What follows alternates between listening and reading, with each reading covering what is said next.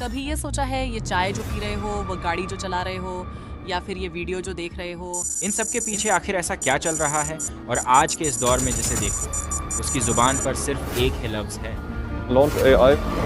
AI is basically an emulation of us. Artificial intelligence.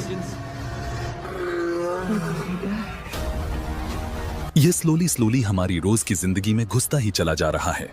लेकिन यह AI artificial intelligence असल में है क्या? चलो आज हम AI की दुनिया का सफर करते हैं।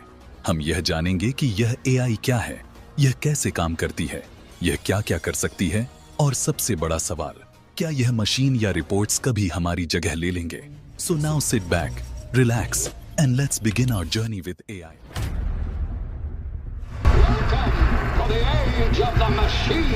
तो यह कहानी शुरू होती है 1950s में, जब कुछ जीनियस साइंटिस्ट और मैथमेटिशियन ने यह सपना देखा कि क्या मशीन्स को भी इंसान की तरह सोचने और समझने के लिए प्रोग्राम किया जा सकता है। एलन ट्यूरिंग, जो एक ब्रिटिश मैथमेटिशियन और कंप्यूटर साइंटिस्ट थे, ट्यूरिंग को the father of artificial intelligence भी माना जाता है। उन्होंने 1950 में एक पेपर पब्लिश किया था जिसमें उन्होंने ट्यूरिंग टेस्ट का कॉन्सेप्ट दिया था। यह टेस्ट यह चेक करता था कि कोई मशीन इंसान से बात करके उसे क्या बेवकूफ बना सकती है। वाह, ट्यूरिंग टेस्ट तो एक अच्छी चाल थी, यह चेक करने के लिए क्या मशीन सच में समझ रही है या सिर्फ हमें बेवकूफ बना रही है। बिल्कुल, ट्यूरिंग टेस्ट बहुत इंपॉर्टेंट था क्योंकि इसने AI रिसर्च की डायरेक्शन ही बदल दी। फिर आगे 1956 में डार्टमाउथ कॉलेज में एक हिस्टोरिकल वर्कशॉप हुई। इस वर्कशॉप में John McCarthy, Marvin Minsky, Nathaniel Rochester और क्लॉड शैनन जैसे बड़े साइंटिस्ट ने मिल बैठकर डिसाइड किया, यही वक्त है एक अलग फील्ड बनाने का जिसे हम आर्टिफिशियल इंटेलिजेंस बोलेंगे। इस वर्कशॉप के बाद AI रिसर्च में बहुत तेजी से प्रोग्रेस हुई। फिर साइंटिस्ट ने यह जानने की कोशिश की कि मशीन को कैसे प्रॉब्लम सॉल्व करने के लिए बनाया जाए और वो कैसे अपने आप से सीख सकती हैं। फिर अमेजिंग चीजें होने लगी और 1957 में एलन न्यूएल और हर्बर्ट साइमन ने एक GPS नाम का प्रोग्राम बनाया। यह प्रोग्राम कुछ प्रॉब्लम को सॉल्व कर सकता था। यह एक बड़ी ब्रेक थ्रू थी कि फिर 1960 और 1970 में AI रिसर्च में और भी ज्यादा प्रोग्रेस हुई। साइंटिस्ट ने मशीन लर्निंग और नेचुरल लैंग्वेज प्रोसेसिंग जैसी नई तकनीक डेवलप की और इन टेक्निक्स ने कंप्यूटर को और भी ज्यादा इंटेलिजेंट बना दिया। आज AI का यूज कई तरह की एप्लीकेशन में किया जा रहा है। Self driving cars, facial recognition software और इवन वर्चुअल असिस्टेंट्स जैसी चीजें आज AI की वजह से ही पॉसिबल है। वाह, क्या बात है। तो AI का सफर बहुत ही इंटरेस्टिंग रहा है। लेकिन यह सब कैसे काम करता है, AI कैसे सोचता और समझता है, यह तो बस शुरुआत थी AI की कहानी की। अभी तो बहुत कुछ सीखना और देखना बाकी है। AI की इंटरेस्टिंग हिस्ट्री के बाद अब यह जान लेना बहुत जरूरी है कि यह काम कैसे करती है। सोचने की बात यह है कि क्या AI बिल्कुल हम इंसानों की तरह सोचती है? एक्चुअली नहीं, हम इंसान तो एक्सपीरियंस से सीखते हैं, लेकिन AI ऐसा नहीं करती। AI एक ऐसी चीज पर डिपेंड करता है जिसे हम बोलते हैं मशीन लर्निंग। सुनने में तो बहुत इंटरेस्टिंग लगता है। बिल्कुल, मशीन लर्निंग में हम बहुत सारा डेटा एक मशीन को देते हैं। यह डाटा बेसिकली इंफॉर्मेशन होती है, जैसे पिक्चर, वीडियो या टेक्स्ट। फिर यह मशीन डाटा को एनालाइज करती है और उससे पैटर्न ढूंढती है। इस प्रोसेस में मशीन ऐसी हो जाती है जैसे वह फ्यूचर प्रेडिक्ट कर सकती है।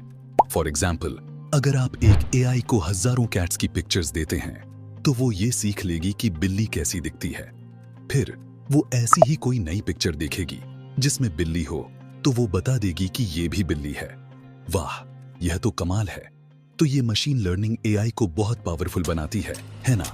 ठीक है, लेकिन ये सब तो बहुत अच्छा है, लेकिन कुछ लोगों को ये डर है कि AI कभी हमारी जगह ले लेगी।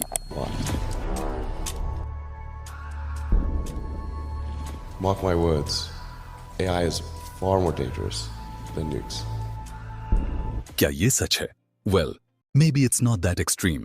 हम AI को डेटा देते हैं और AI इस डेटा से सीखकर हमारी मदद करती है।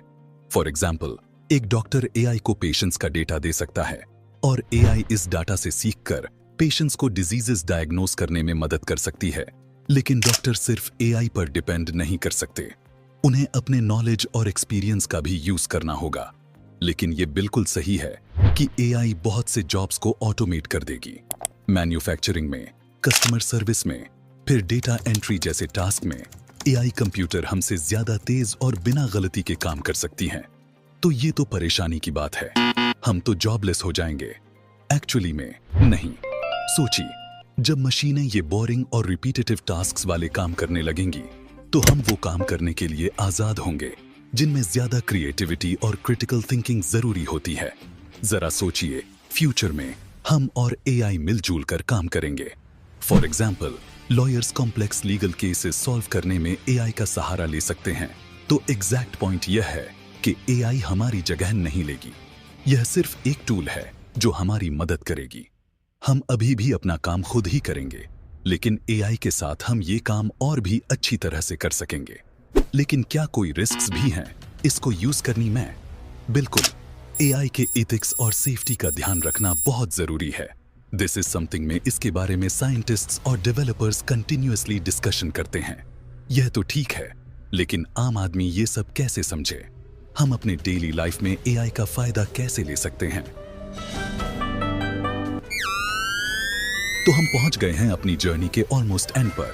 हमने देखा है कि यह एआई क्या है, ये कैसे काम करती है और यह फ्यूचर में हमारी कैसे मदद करेगी। लेकिन हम आम आदमी यह जान के भी क्या करेंगे, क्योंकि यह एआई तो बहुत कॉम्प्लेक्स लगती है। बिल्कुल नहीं, एआई तो आपकी डेली लाइफ में ऑलरेडी बहुत जगह काम आ रही है। जरा सोचिए, जब आप कोई सॉन्ग सुनते हैं ऑनलाइन तो वह सजेशंस एआई की वजह से आते हैं, या फिर आप अपने फोन पर जब कोई ईमेल लिखते हैं तो ग्रामर चेक भी एआई का कमाल है। वाह, मैंने तो सोचा ही नहीं था। और भी बहुत कुछ है। आप जब अपने फेवरेट ऑनलाइन स्टोर पर शॉपिंग करते हैं तो वो पर्सनलाइज्ड रिकमेंडेशन भी एआई से ही मिलती हैं। और आजकल तो हम वॉइस असिस्टेंट्स जैसे सॉफ्टवेयर्स का यूज करते हैं जो सिर्फ हमारी आवाज सुनकर काम करते हैं। यह सब सिर्फ एआई की वजह से ही पॉसिबल हुआ है। एआई एक बहुत एक्साइटिंग फील्ड है और ये फ्यूचर में बहुत बड़ा रोल प्ले करेगी। इसलिए इसके बारे में थोड़ी बहुत इंफॉर्मेशन होना बहुत जरूरी है। और अगर यह वीडियो पसंद आई है तो इसको लाइक करो और हमें सब्सक्राइब या फॉलो कर दो। शुक्रिया यह वीडियो देखने के लिए।